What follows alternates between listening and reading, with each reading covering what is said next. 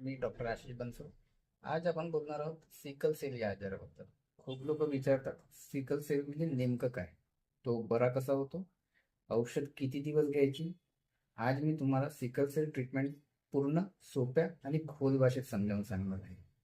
Sickle sale म्हणजे नेमकं काय. आपल्या रक्तात लाल पेशी असतात.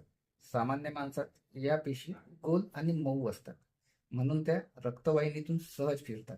पण सिकल सेल असलेल्या व्यक्तीत या पेशी कोयत्यासारख्या वाकड्या आणि कडक होतात, म्हणून रक्तपुरवठा अडतो, वेदना होतात, रक्त कमी होतं, अवयवांना त्रास होतो. हा आजार जो आहे हा जन्मजात असतो. सिकल सेलचे दोन प्रकार असतात, हे समजणं फार महत्वाचं आहे.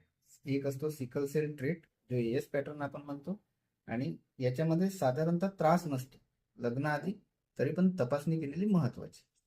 आणि एक असतो सिकल सेल डिसीज, ज्याला आपण डबल एस पॅटर्न म्हणतो. सिकल सेल डिसीज याच्यामध्ये वेदना असतात, रक्ताची कमतरता असते, वारंवार हॉस्पिटलमध्ये भरती करावं लागतं. आपण डिसीजच्या ट्रीटमेंट बद्दल बोलू.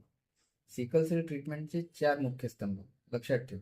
सिकल सेल पूर्ण बरा होत नाही, पण योग्य उपचारांनी आयुष्य पूर्ण नॉर्मल जगता येतं. स्टेप फर्स्ट, वेदना नियंत्रण. वेदना नियंत्रण, पेन मॅनेजमेंट. सिकल सेलमध्ये हाडात, सांध्यात, छातीत तीव्र वेदना होतात. उपचार काय करणार? वेदनाशामक औषधं, गरम पाणी, पुरेशी झोप आणि पाणी जास्त पिणं. हायड्रेटेड असणं गरजेचं असतं याच्यामध्ये. वेदना सहन करू नका. खूप जास्त त्रास झाला तर वेळीच डॉक्टरांकडे जा. दुसरा स्तंभ असतो रक्त वाढवणं आणि संरक्षण. फॉलिक ऍसिडची गोळी रोज घ्यायची. नवीन रक्तपेशी तयार होण्यासाठी मदत होते. हिमोग्लोबिन तपासणी करायची. गरज असेल तेव्हा ब्लड ट्रान्सफ्युजन करायचं. स्वतःहून रक्त चढवू नका, डॉक्टरांचा सल्ला घ्या. तिसरं महत्वाचं औषध म्हणजे हायड्रॉक्सी युरिया. हे औषध शरीरात एक फार मोठा बदल करते, ज्याला आपण म्हणतो HbF, फिटल हिमोग्लोबिन वाढवते. HbF म्हणजे गर्भावस्थेत असलेलं हिमोग्लोबिन. हे कधीच सिकल होत नाही. जेव्हा HbF वाढतात तेव्हा तेव्हा आरबीसी मऊ राहतात, सिकलिंग कमी होते, ब्लड फ्लो सुरळीत राहतो. म्हणजे रोगाच्या मुळावरच काम करते हे औषध. वेदनांचे झटके कमी करते, रक्ताची गुणवत्ता सुधारते आणि हॉस्पिटलमध्ये जाण्याचं प्रमाण कमी करते.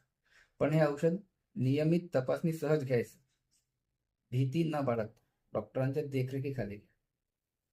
आता इन्फेक्शन पासून कसं संरक्षण करणार?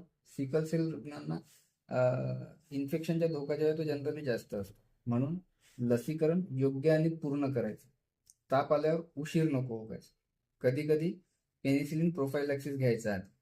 आणि स्वच्छता आणि पौष्टिक आहार. बरं, रोजच्या जीवनामध्ये काय काळजी घ्याल? भरपूर पाणी प्या.